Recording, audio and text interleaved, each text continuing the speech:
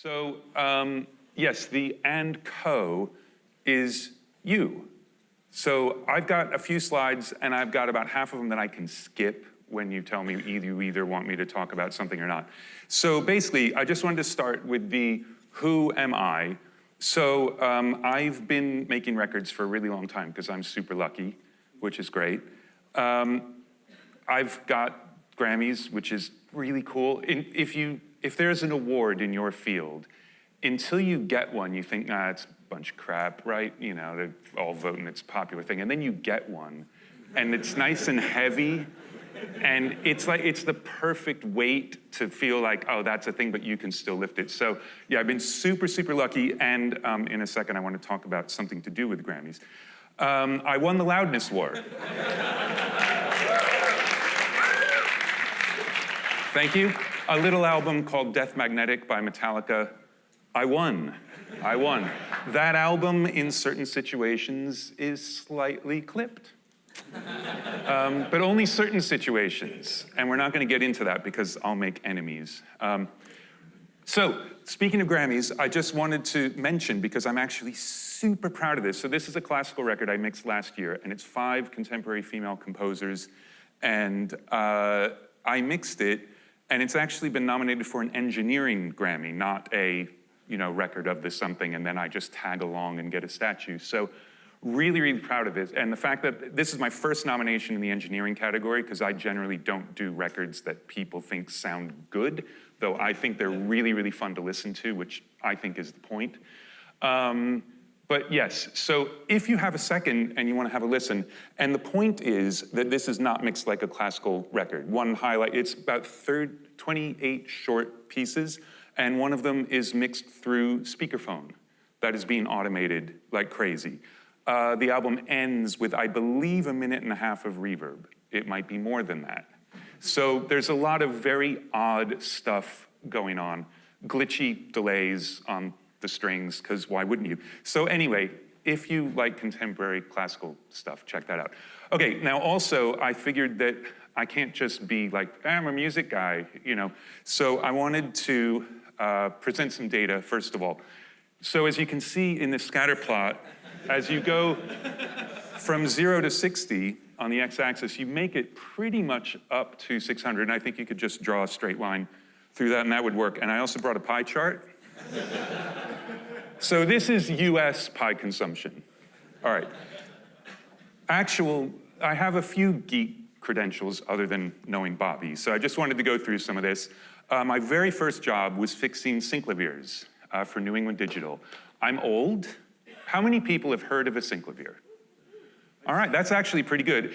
Have you heard of them only because there is a plugin of the FM synthesizer? How many people heard of a synclavier before the plugin? All right, pretty good. So if you don't know, the synclavier was basically a Class A computer. The CPU was built on 2 boards that had a backplane and front ribbon connectors. It was the fastest thing at doing certain kinds of math in the world. I was doing field service. We got a service call from Jet Propulsion Labs, because apparently it was doing calculations for the camera control on one of the Mars rovers. Who knew? When you get a call and say, hey, it's JPL and our synclavier is broken, you basically think it's a crank call. And another one was from the FBI, because it took overnight to do it, but with Fourier transforms, you could then do serious notch filtering and noise filtering. So they used it to get rid of background noise for surveillance tapes. So it was pretty cool, and it's 2 26-space racks of circuit boards, and I would just walk around with circuit boards. So I am a geek.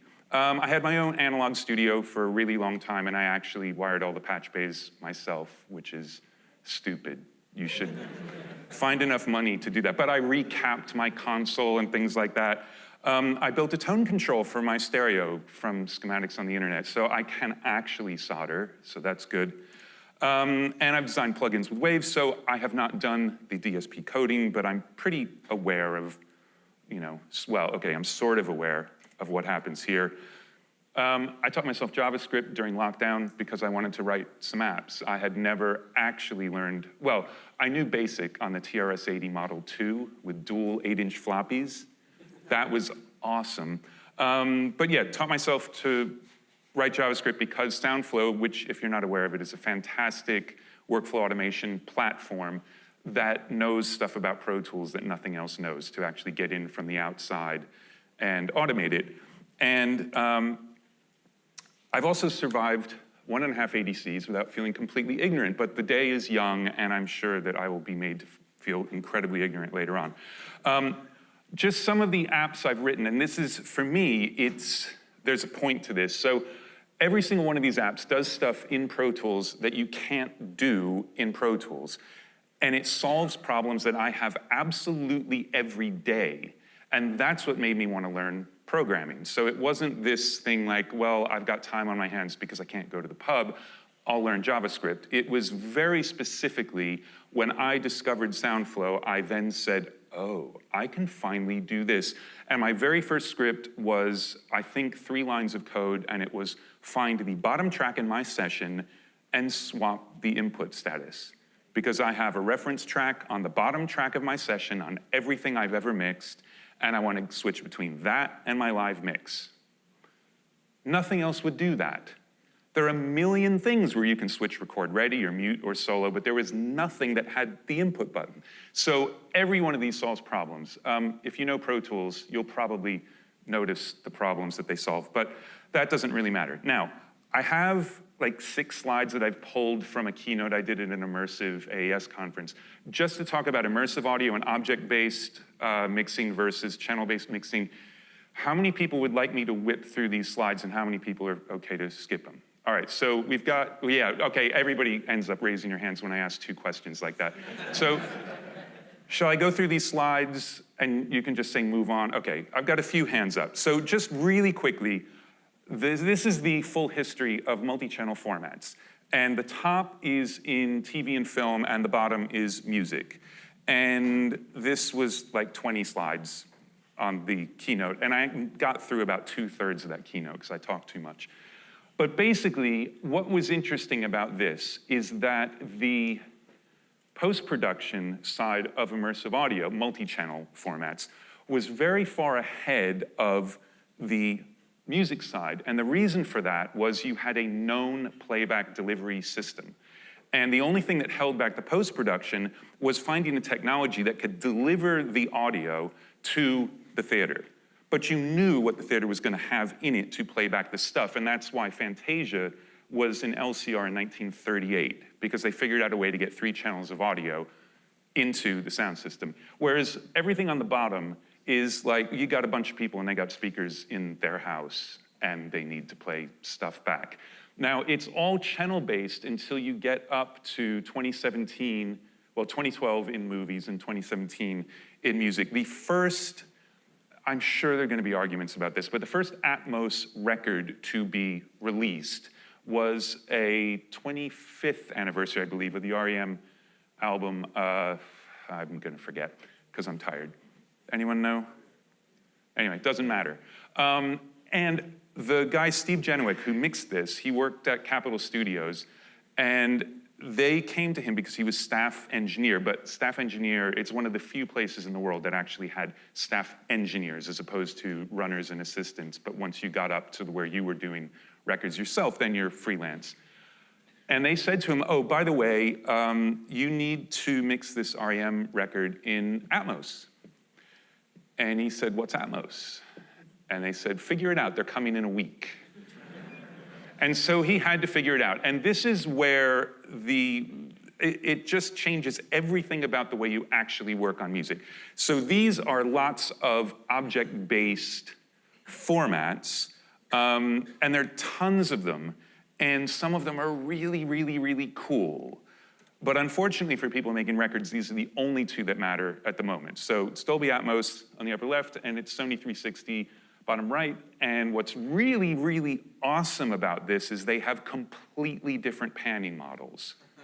Yes, so Atmos is an XYZ, and that is Alt-Az on the Sony 360, which means they are also completely incompatible with each other.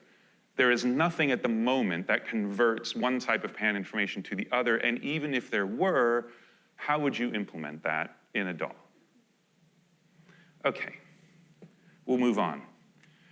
So as things get out into the world, these are some of the streaming platforms that stream the different things. So Atmos Binaural. So this is taking the object-based audio. Everybody good on object-based audio? As opposed to channel-based? Everybody cool? Okay, so you can then generate a binaural version, which is channel-based, it is stereo, and it is trying to encode the stuff that makes it go to other speakers down into stereo, and I skipped about 30 slides to do with that, because there's a lot to it. But basically, all of the headphone playback methods are based on neurological things that your brain does when you listen to stuff.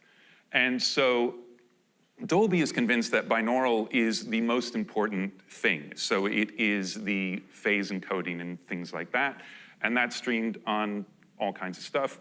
Then Apple Music has their own version, which is 714DD plus jock. It's actually 704, there's no subwoofer channel. That is a compressed audio format, but what it does is it lets you stream a 704 signal, so 11 channels of audio, and then you have on-device decoding, because that allows them to do head tracking, which they believe is more important than the binaural encoding. Both of them are very, very important. Another thing I want to mention, which is probably irrelevant to a lot of you, but is super important, if you just consume this, do a personalized HRTF, the head-related transfer function, do a personalized one. There is this generic one that was come up with, I believe, in the 60s and then updated at some point in the 80s. It's based on not just the size of your head, it is all about the pinna and how it is shaped and how it directs different frequencies into your ear canal. Everybody now has apps. Apple has an app, Dolby has an app, where you just put your phone up and it uses the true depth camera, and you turn around and it scans your pinna, and it's actually useful as opposed to the just put a tape measure between your ears and say, well, that's the difference between what my ears hear. The ability to externalize the audio will change dramatically. Another thing, and this is anecdotal, this is not based on research, is that people who listen for a living have a much harder time externalizing in headphones. And I can tell you, for me, that's absolutely true. I have never externalized an immersive mix in headphones, ever. And I spend probably 70% of the time I'm working on immersive mixes listening in headphones, because that's the delivery system, and I have to make sure that it's actually going to be okay to hear, because it's really easy to make it awesome on speakers, and then 90% of the consumption is people with earbuds, and they listen to it and it sounds like crap. So my inability to externalize might actually help, because that is worst case scenario, and I will tell you it is worst case scenario.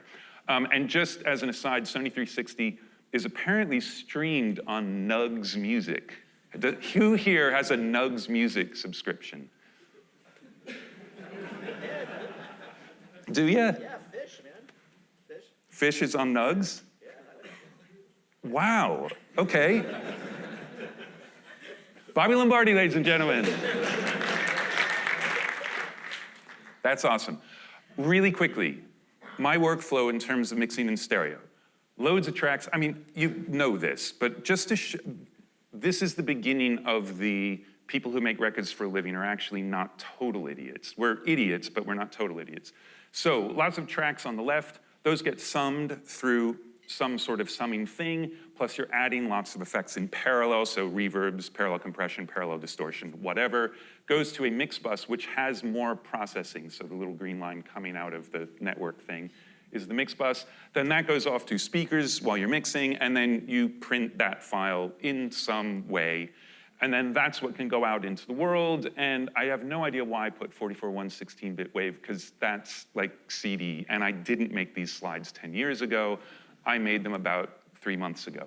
And then MP3 sometimes, or AAC. Again, these slides are ridiculous. Pretend I made them 10 years ago. So, you know, whether it's lossy compressed or it is lossless compressed with FLAC or just lossless audio, that's what goes out into the world and that's what people hear.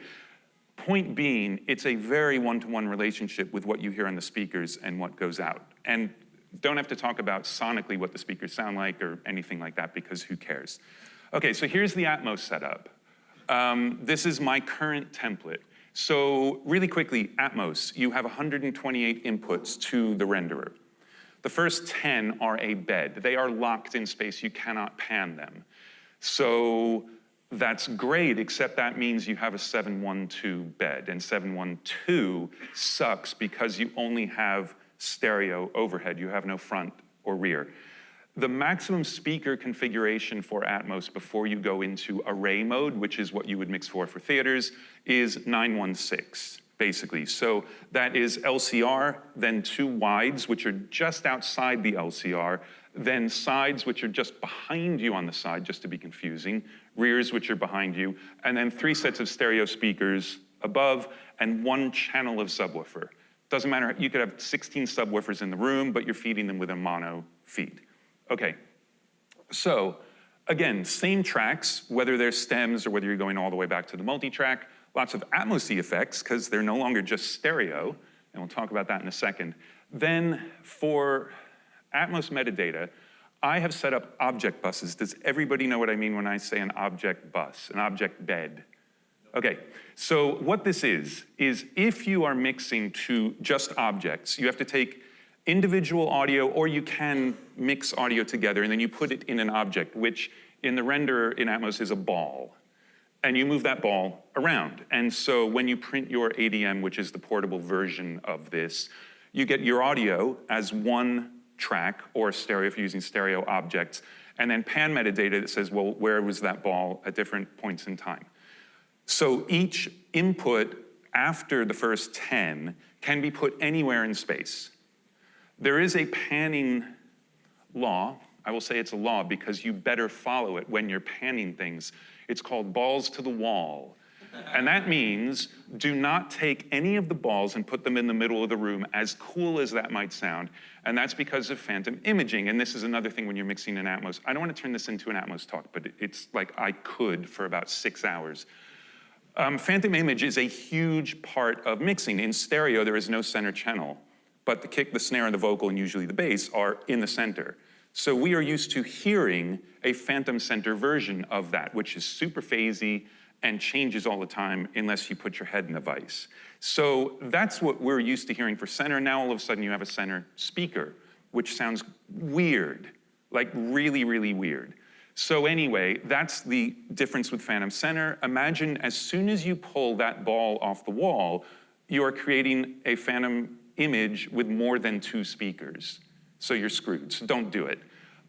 So what you do if you want to do bus processing, and this came up yesterday in a talk about how do you do mastering, and mastering would be bus processing. I want to compress my mix.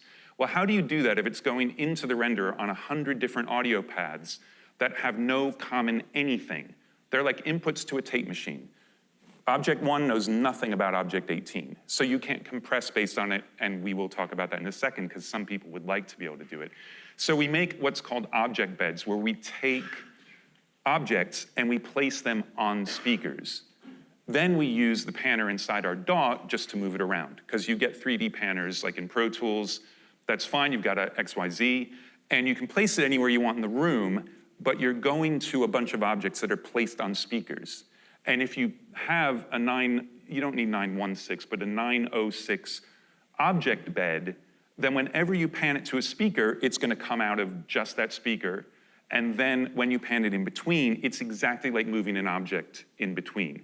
When you have an object bed that is less than 906, now you're interpolating speakers because you're not actually letting it go to the speakers.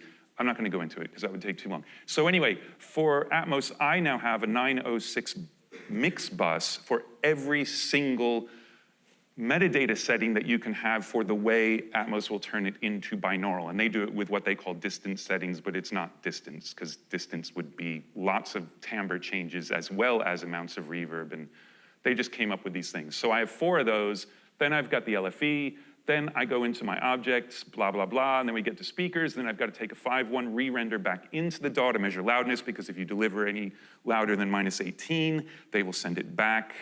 Some of them actually will accept louder stuff, and then you listen to your things on a music service, and other people's stuff is louder, and you go, hey, that's not fair, but you're screwed. Stereo re-render, which you need for matching the stereo master, because the stereo mix is always done first. at the moment. Then you've got your binaural, which you have to listen to. Those all come back into Pro Tools. And now, fortunately, there are some tools where you can monitor the Apple spatialization live, which you didn't used to be able to do at all. You used to have to bounce the ADM, bring it into the renderer, export an MP4, put it on your phone in the Files app, hit play. Anyway, total pain in the ass. Then you export an ADM, which is sort of your master wave file, and then from that you create the binaural, and the DD plus jock, which is a sort of wrapped version of the ADM, dumbed down so you can stream it at 768K, which if you think about the fact you're streaming 704, so 11 channels of audio in 768. That's not awesome. Anyway, so that's how that gets out in the world. All right, now we want to talk. All right? So I want to talk to you. One of the things that I did, and let's see, is this going to work or do I have to stop? No, I got to stop my presentation for a second, is I, because I'm an idiot, went on Gearspace. Okay, we'll do that. Yesterday, and I also went on Reddit, which are the two most polite places on the internet I've found. And I said, I have a panel tomorrow with a bunch of audio developers, and I'd love, typo, give them a wish list with all the plugins that we already have. What don't we have? What would you like to see? The reason I had to go on Gearspace and on Reddit was because I have a network, obviously people who make records that I know, and I emailed all of them and said, what plugins would you like to have? And it was crickets and tumbleweeds. It turns out we think we might have everything we need, which would kind of disrupt an industry that you guys are in.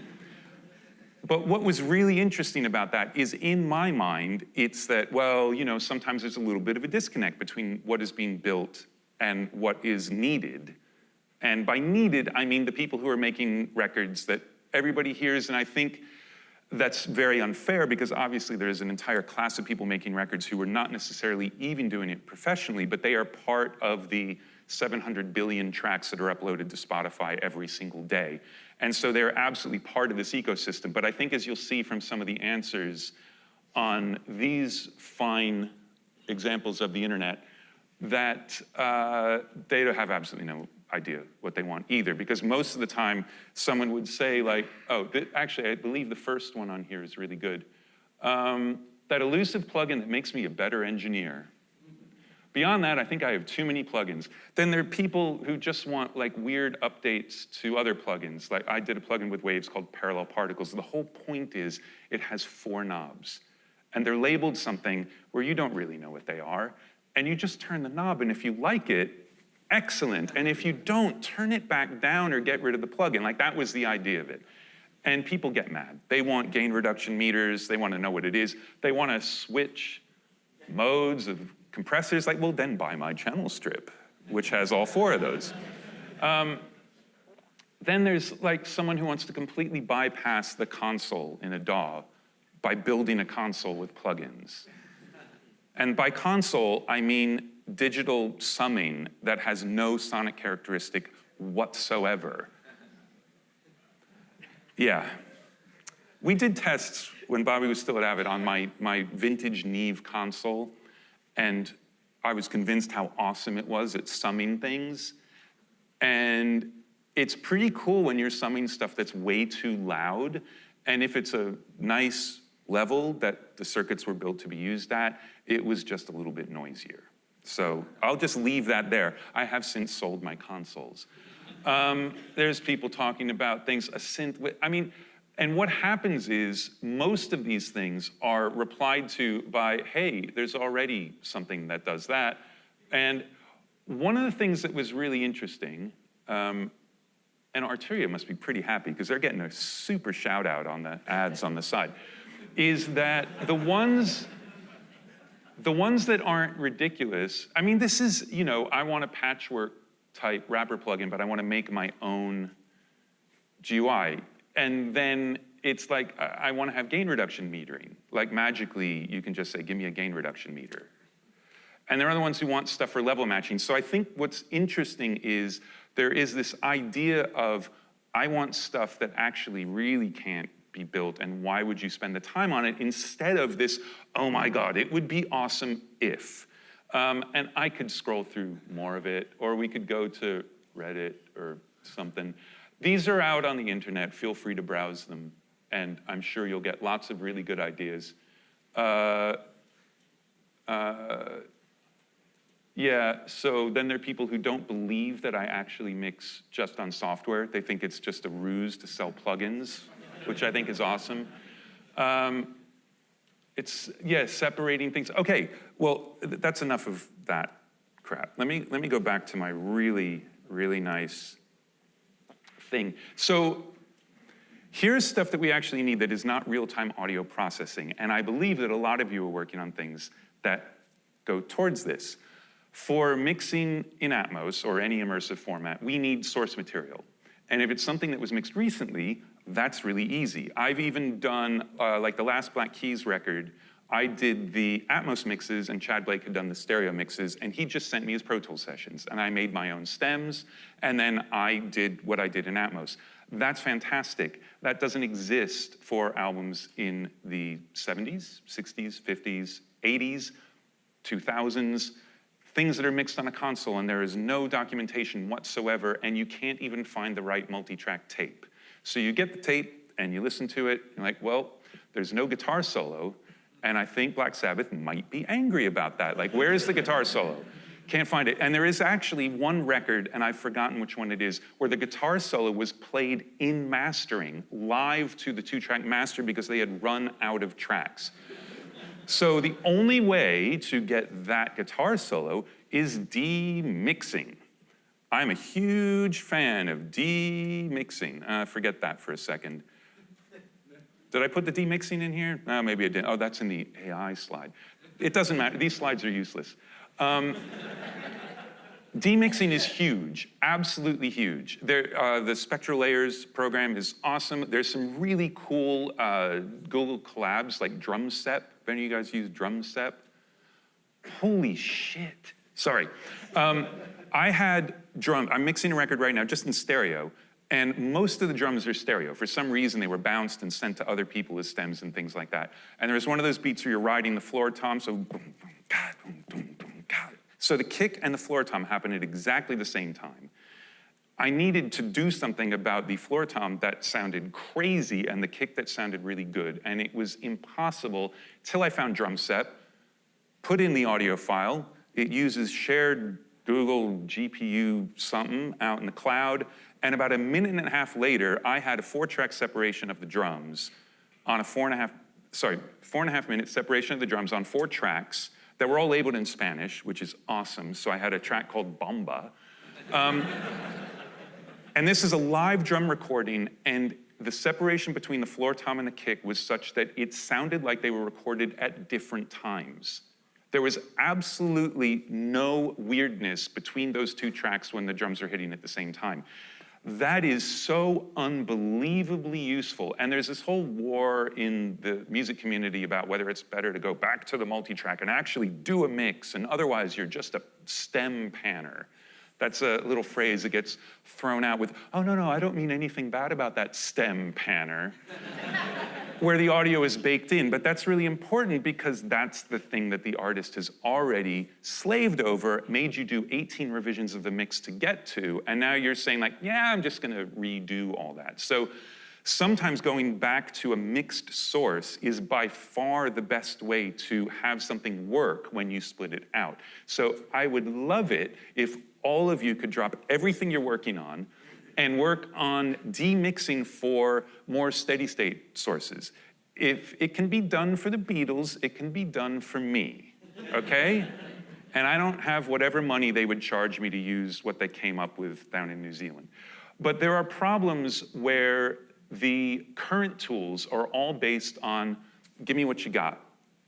But we are never allowed to train models as end users.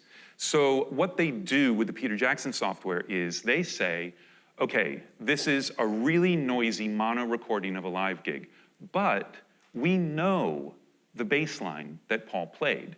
So you feed it 8 or 9 different performances of the bass line. Now it can slam the bass out of that mono horrible recording because it knows what to expect. Getting distorted guitars separate from keyboards. Really, really, really hard, but perhaps there would be ways that we as users could train these models, which I would love. I left this slide up because there is this talk about multi-channel dynamics that can span objects. So like I was talking about before, there is no mix bus. At the moment, I've only seen some options or some solutions that use metadata passed from one plugin to another, like how some of the side chaining works when you're not passing actual audio between plugins, which can happen. But that is not sample accurate. And if you are doing dynamics processing on drums, for instance, and you have the toms in objects over here, and you miss it by 20 samples, and then your 20 samples the other way, it sounds like, it's close enough, but it isn't for transient stuff, because what you're trying to do is control one thing based on the transient of another, and the whole point of that is that you don't get 2 really loud transients. So you get your first transient, and the compressor kicks in before the other transients happen. If you're too many samples late, then all of a sudden both transients get through, and you might as well not have done the thing you're doing. So that is something that would be amazing and useful. Panning spatialization tools. I use Nugent, the Upmix Nugent Halo. Fantastic. And one of the things about it is it can take a mono or a stereo source. Stereo is much better. And it will blow it out into whatever speaker format you want, up to 704 at the moment, I think, though they're probably going to widen that. But what's really great about it is you can weight certain speakers. You can put it more towards the heights, more towards the front or back.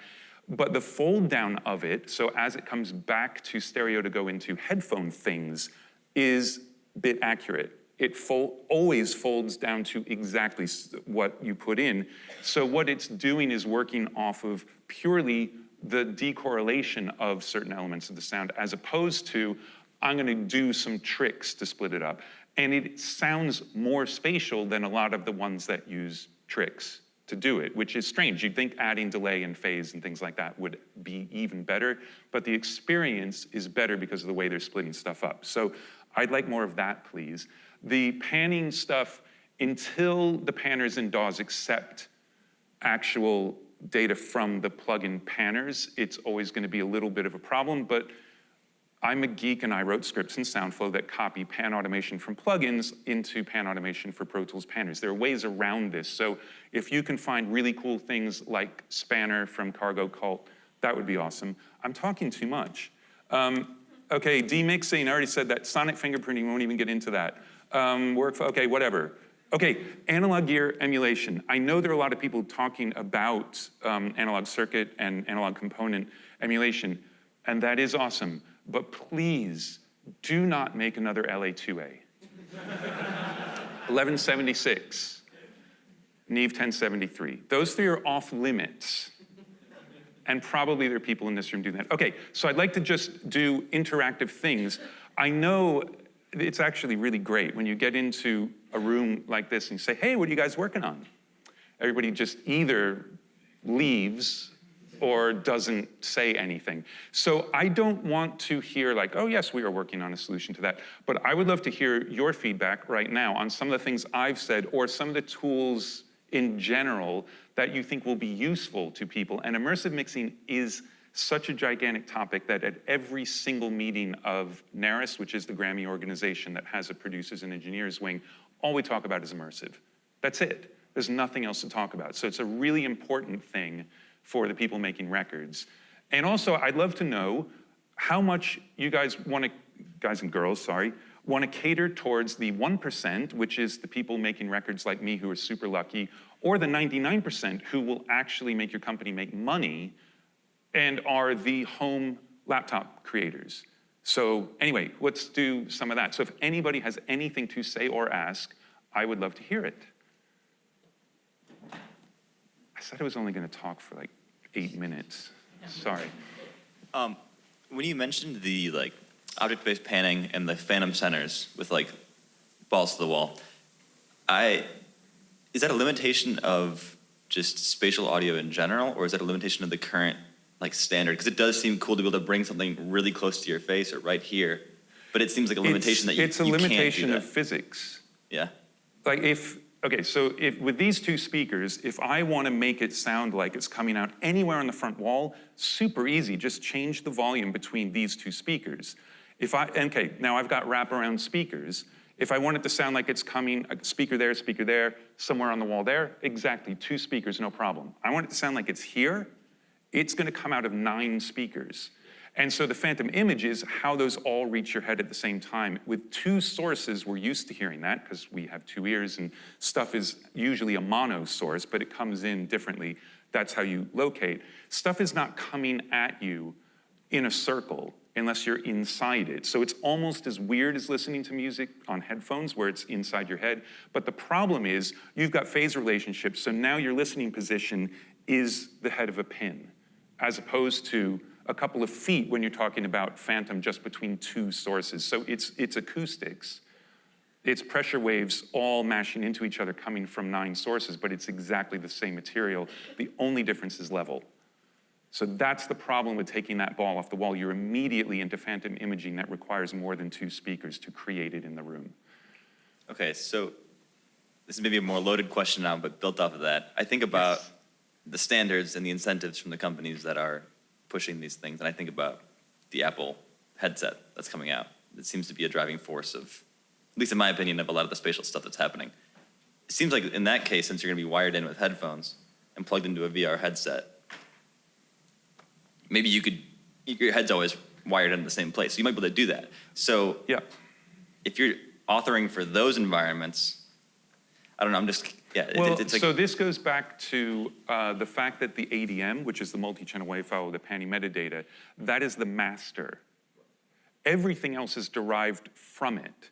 Because what you're hoping is people are gonna go home with the cool new Bluetooth speakers that actually figure out where they are in relation to other speakers, and the fact that one is in a bookcase and one's behind a plant, and they will configure themselves as a 5.0 system. And then you get 2 more speakers and put one over there and one down there, and now you've got a 7.0 system, but the speakers are in weird places. As soon as you're back into an acoustical environment, which is what we're hoping people will do, you would have to mix the song again. And that's the problem. You need to have a master that everything else is derived from. And I do know that we're trying very, very hard in the audio community to come up with a word we can use other than master, but it's very difficult. So that is the problem. You have to have an empirical thing that everything is derived from, and that is a speaker-based playback. cool. There's a quick question online. What's the name of the Google Drum tool you mentioned? Drumsep, D-R-U-M-S-E-P. It's really good.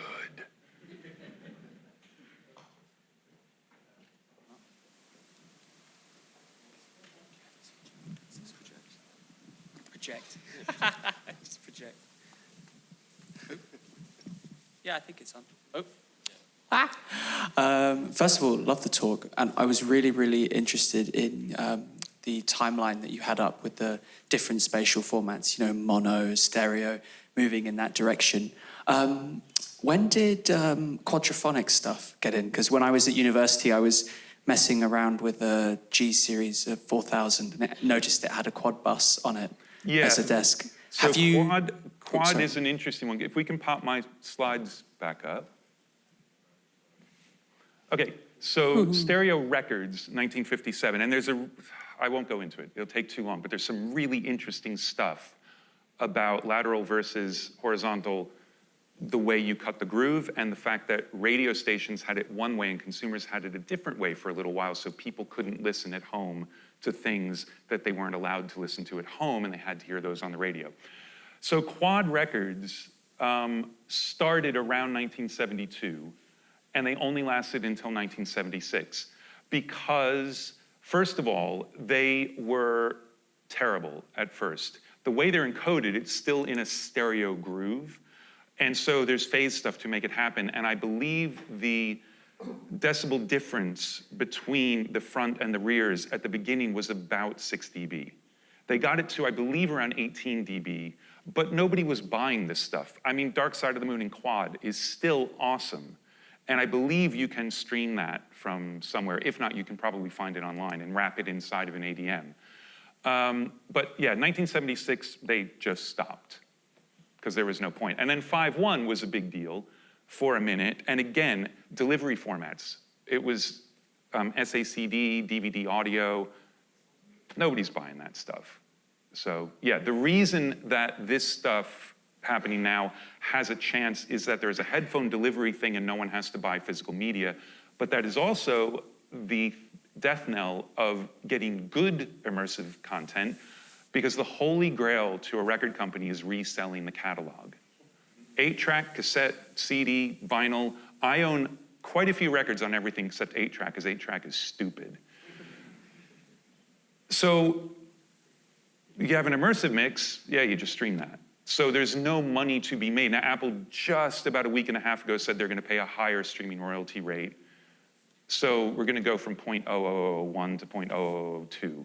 Like, it's not this bonanza of cash for the record labels. So that's the one barrier to entry. And to go back to the Vision Pro thing that Apple is doing, at this immersive conference I was at, and I felt even more ignorant there, but every single thing was, if there's a visual component, people can externalize the audio in headphones. If there is not, it's really, really, really difficult. So what I'm hoping is we'll get back to the visualizers that were in iTunes 15 years ago, and it's just swirls on the screen, but it's like a 70s light organ that knows where the beat is, and then all of a sudden people will get a sense of where they think the sound is coming from.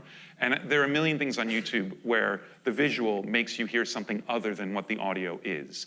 And there are lots of names for those things. So getting a visual component is what will really, really make immersive stuff for consumers take off. And your question is about quad, and I just talked about immersive. Right up here. Not really a question, but thinking of the, Sorry, you know. Okay, hello. Yeah, no, I just didn't know where you were sitting. Oh, so, yeah, yeah, and I cool. felt weird just looking like that. Yeah. Just like changing the language, moving away from master. A place that I worked went to primary for basically everything that we used master before. Right. So primaries, so maybe you can do something with that. I will suggest that, because I do actually get to sit in these meetings where people try and come up with it. So yeah, absolutely. Anyway, that's me. Thanks. I appreciate that. Hi. Yes. I loved your take on the demixing principle and how enthusiastic and excited you were about it. I am as well. I come from an audio engineering background. So my question is, like, we've seen a lot of like tools that help you dissect a mix. For example, like a master assistant from Isotope, EQ matching from FabFilter, whatever. But I haven't seen a lot of tools like dissecting a tone. Like, for example, reverse engineering a signal chain for like a guitar tone of some sort, or like reverse engineering some sort of a synth patch, other than like using resampling tools like, or like wavetable tools, like you can take a sample, or like using an additive synthesis tool, which like you can dissect the single cycle or like single sine wave out of a sound. What's your take on that? Do you think that would be useful, doable? I will tell you that the 99% would probably go nuts for it, because they want to be told how to do it. So yes, I think that would be wildly popular, and I would not use it. Thank you.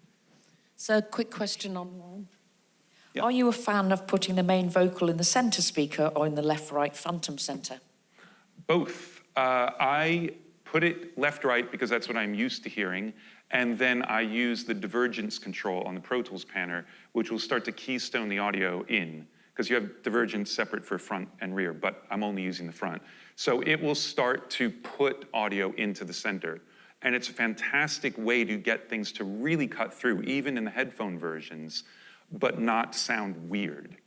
Because in a room, to me anyway, the vocals sounds crazy when it's coming out of a center speaker, because it sounds too clear.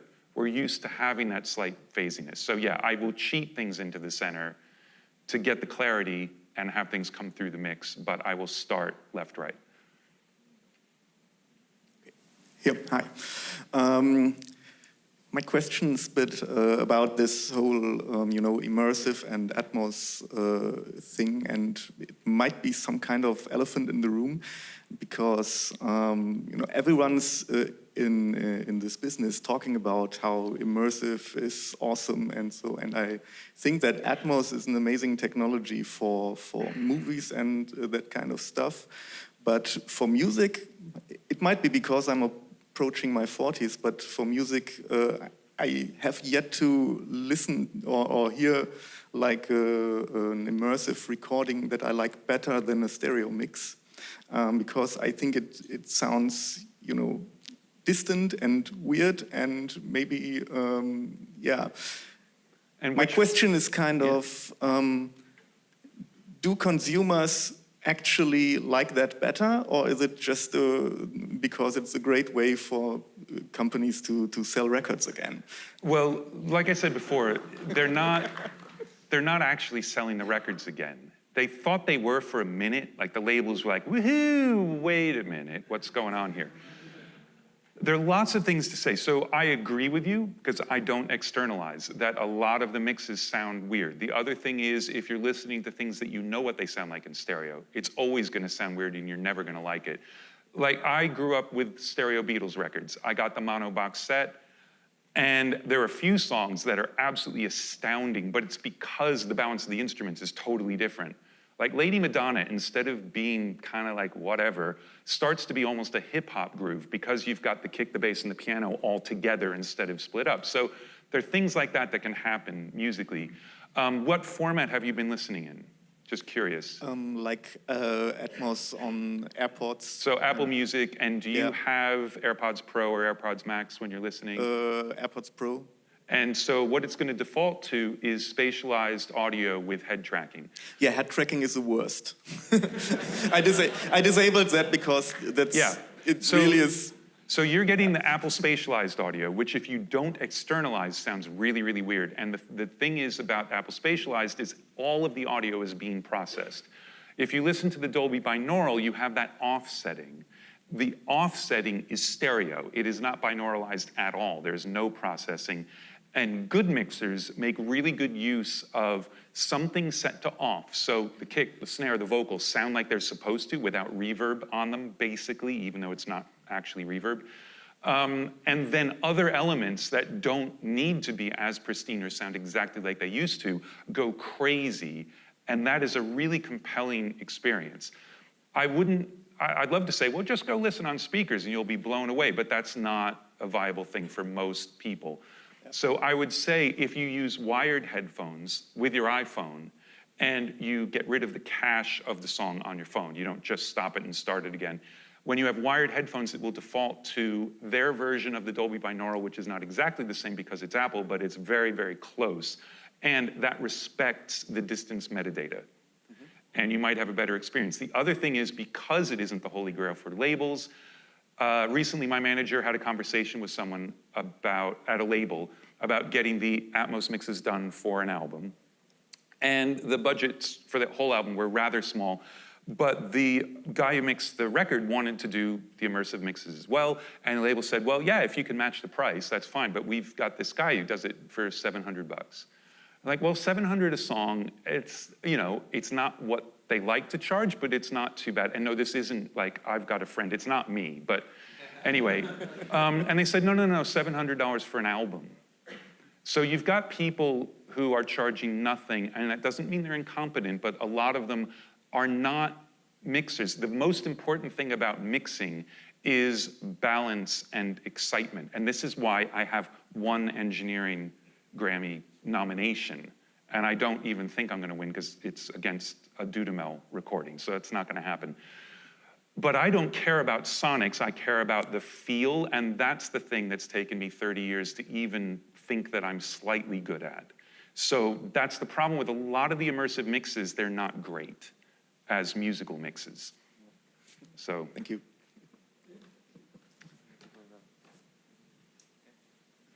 I think we got to wrap it up. So Oh. sadly, I think I'm on now. So yeah, we'll wrap up. Now the good news is, Andrew, we do have Discord, and we encourage all of the questions remaining, Please. incurring more that you haven't even thought of yet. get on the Discord, ask the question there. Online as well, please, everyone online, do the same. And I'll help you get on there, and let's just keep answering Yeah, questions. I mean, That'd be a I'm way to do traveling it. the next week or so, but I will absolutely be checking it because I think this is a really important conversation because my group of people don't get to talk to your group of people very often unless it's a specific collaboration with a specific company.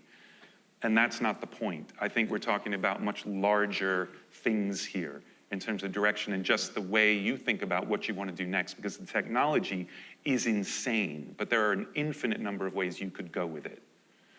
Can I just say one more thing really quickly? Really quick. Okay. Yeah, you got it. Here's something someone needs to build. El Paniki from Avid was talking to me about this, and I've actually fleshed it out. Okay, true depth camera. I want to scan this acoustic space. Then I want to choose the materials and create an IR for a reverb. On my desk by Monday with the TPS reports. All right. All right.